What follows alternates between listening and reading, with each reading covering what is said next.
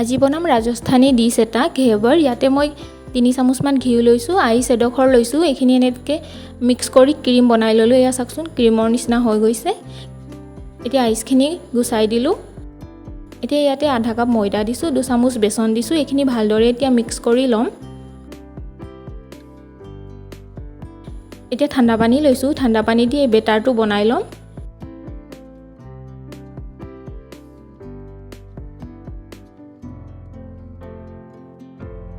ইমানখিনি পনীয়া কৰিছোঁ। এতিয়া এইখিনি চেকি ল'ম। ইয়াতে গোটা থাকিব নালাগে। আপোনালোকে যদি বিচাৰে মিক্সিটো দিব পাৰে।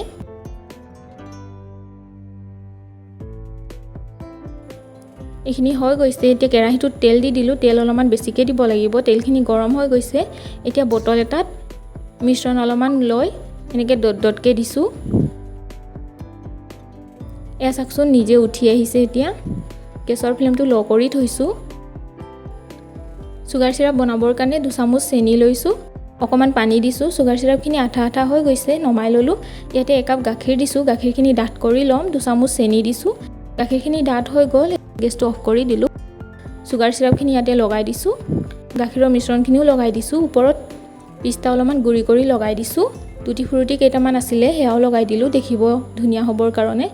এই ৰেচিপিটো আজি প্ৰথমবাৰৰ কাৰণে ট্ৰাই কৰিছিলোঁ। দেখিব সিমান ভাল হোৱা নাই, কিন্তু খাই ভালেই লাগিলে। আজিলৈ আহিছোঁ।